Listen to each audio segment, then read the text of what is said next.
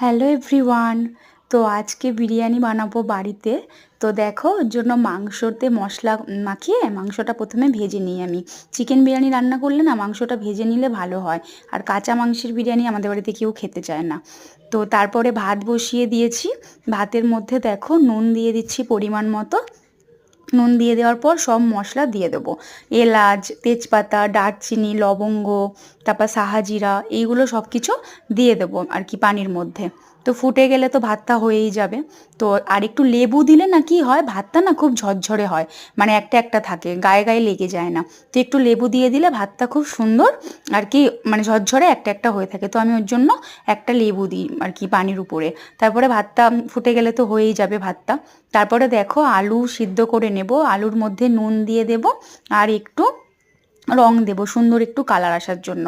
তারপরে নুন আর রং দিয়ে একটু পানি দিয়ে পরিমাণ মতো ওটা সিদ্ধ করে নেব, তাহলে আলুটা হয়ে যাবে। তো তারপরে এই যে আলু সিদ্ধ করে নেওয়ার পর তারপরে হচ্ছে তেল গরম করে আমি বেরেস্তা করে নিয়েছিলাম, কারণ বিরিয়ানিতে বেরেস্তা দিতেই হবে, না দিলে কোনো আর কি বিরিয়ানির কোনো টেস্টই আসবে না। তো পেঁয়াজটা ভালো করে লাল করে বেরেস্তা তৈরি করে নেব। তারপরে দেখো দই নিয়ে মশলা নিয়ে একটা ব্যাটার তৈরি করব। এই যে দেখো দই দিয়েছি, তারপরে মশলা দিলাম। মশলা দেওয়ার পর তারপরে হচ্ছে ওর উপরে আদা রসুন দেব। আদা রসুন তারপরে যা যা দেওয়ার সব কিছু দিয়ে দেব। কেওড়া জল, গোলাপ জল, তারপরে হচ্ছে আতর, সব কিছু দিয়ে ওটা একটা ব্যাটার বানিয়ে নেব। তারপরে দেখো ব্যাটারটা মাংসর উপর দিয়ে আর কি আমি করে নেবো, ঢেলে নেব। আর মাংসর সাথে ব্যাটারটা ভালো করে মাখিয়ে নেব, যাতে ব্যাটারটা আর কি মাংসের গায়ে পুরো লেগে থাকে। তো দেখো এই যে ভালো করে মাখিয়ে নিচ্ছি মাংসের গায়ে ব্যাটারটা, যাতে আর কি মাংসটা খুব টেস্ট হয়। তারপরে উপর দিয়ে পানি দিয়ে দিয়েছি পরিমাণ মতো, যতটা মাংস যতটা আলু সেই বুঝেই পানিটা দিতে হবে। তো আমি দেখো মাংসের উপর দিয়ে আলু দিয়ে দিচ্ছি সাইড করে।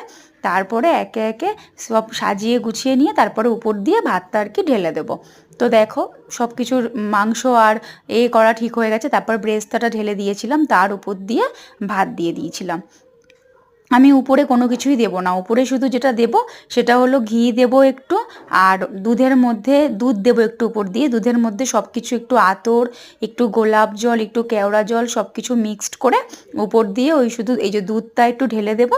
আর তার উপরে ঘি গরম করে রেখেছি, আমি ঘি দেবো। ব্যাস তারপরেই বিরিয়ানি রেডি হয়ে যাবে। তো দমে দিলেই বিরিয়ানি রেডি। তো দেখো দুধটাও ঢেলে দিলাম, এরপরে হচ্ছে ঘি ঢেলে দেবো। এই যে ঘিটা দিয়ে দিলাম, তারপরে দমে দিয়ে দেবো। তো দমে দেওয়ার পর চলো তোমাদের দেখাই খুলে কেমন হলো বিরিয়ানিটা। এই যে দেখো রান্না হয়ে গেছে। তো কেমন লাগলো জানিও।